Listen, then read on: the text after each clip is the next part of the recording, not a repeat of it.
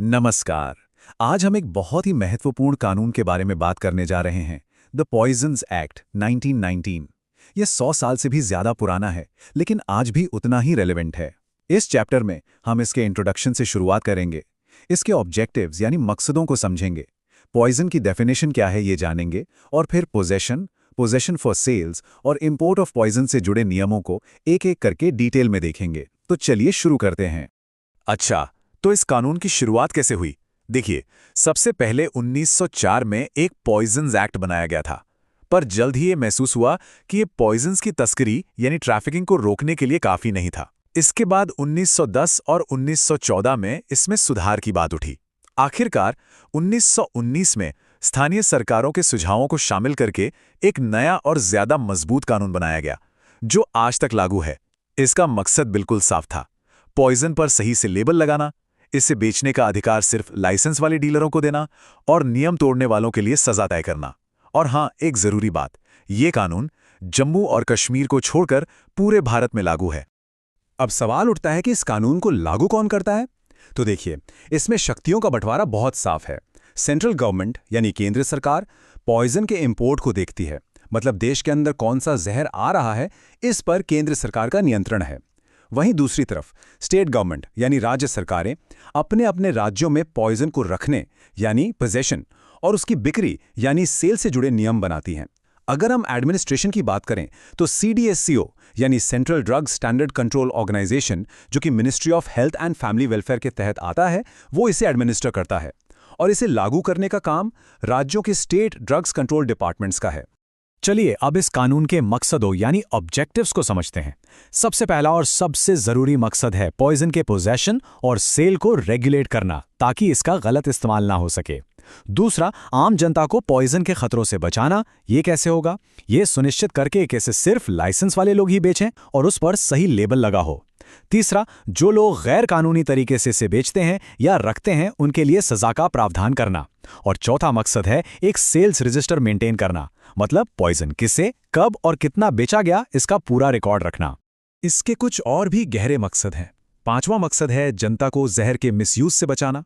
छठा पॉइंट काफी इंटरेस्टिंग है। ये कहता है कि कुछ ड्रग्स और कॉस्मेटिक्स की सेल को भी रेगुलेट करना है। ऐसा इसलिए क्योंकि कुछ प्रोडक्ट्स में ऐसे इंग्रेडिएंट्स हो सकते हैं जो ज्यादा मात्रा में जहरीले साबित हों। सातवां मकसद है नियम तोड़ने वालों के लिए सजा तय करना। और आखिरी यानी आठवां मकसद है इस एक्ट को लागू करने के लिए एक हायरार्की, मतलब एक पूरा सिस्टम बनाना जिसमें सेंट्रल और स्टेट गवर्नमेंट दोनों की भूमिका हो। तो कानून की नजर में पॉइजन यानी जहर की परिभाषा क्या है? कोई भी पदार्थ जिसे अगर एक खास तरीके से शरीर में लिया जाए तो वो मौत का कारण बन सकता है या शरीर को गंभीर नुकसान पहुंचा सकता है, उसे पॉइजन माना जाएगा। अब देखिए, नॉन मेडिकल पॉइजन्स को दो लिस्ट में बांटा गया है। लिस्ट आई में वो पॉइजन्स आते हैं जिन्हें सिर्फ एक रजिस्टर्ड फार्मासिस्ट ही बेच सकता है, और लिस्ट 2 में वो पॉइजन्स हैं जिन्हें फार्मासिस्ट के साथ साथ एक लाइसेंस वाला रिटेलर भी बेच सकता है। ये क्लासिफिकेशन उनकी खतरनाक प्रकृति के आधार पर किया गया है। कानून में एक शब्द आता है पोजेशन यानी कब्जा। इसका मतलब क्या है? इसे दो तरह से समझिए। एक होता है फिजिकल पोजेशन, मतलब कोई चीज सीधे आपके हाथ में या आपके कंट्रोल में है, और दूसरा होता है कंस्ट्रक्टिव पोजेशन। इसका मतलब है कि वो चीज आपके पास फिजिकली नहीं है, लेकिन उस पर आपका पूरा कंट्रोल है, जैसे आपकी दुकान के गोदाम में रखा सामान। इस कानून के लिए जो सबसे जरूरी बात है वो ये है कि पोजेशन का मालिक कौन है, इससे ज्यादा जरूरी है कि उस पर कंट्रोल किसका है। अगर आपका कंट्रोल है तो माना जाएगा कि वो आपके कब्जे में है। तो जैसा कि हमने पहले देखा, राज्य सरकारों के पास पॉइजन के पोजेशन और सेल को रेगुलेट करने की शक्ति है। तो वो क्या क्या कर सकती हैं?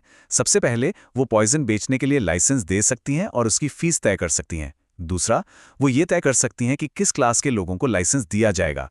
और तीसरा, वो ये भी तय कर सकती हैं कि पॉइजन किस क्लास के लोगों को बेचा जा सकता है। उदाहरण के लिए, वो नियम बना सकती हैं कि कोई खास पॉइजन सिर्फ वैज्ञानिक रिसर्च करने वालों को ही बेचा जाएगा। राज्य सरकार की शक्तियों की लिस्ट अभी पूरी नहीं हुई है। वो ये भी तय कर सकती हैं कि एक बार में किसी को ज्यादा से ज्यादा कितना पॉइजन बेचा जा सकता है। वो दुकानदारों के लिए बिक्री का रिकॉर्ड एक रजिस्टर में रखना अनिवार्य कर सकती हैं। वो पॉइजन की सेफ कस्टडी यानी उसे सुरक्षित रखने और उसके लेबलिंग के लिए भी नियम बना सकती हैं। और आखिर में, वो किसी भी दुकान में जाकर पॉइजन के स्टॉक का इंस्पेक्शन यानी निरीक्षण भी करवा सकती हैं। इसे याद रखने के लिए आप एक छोटा सा शब्द याद रख सकते हैं, QRIL।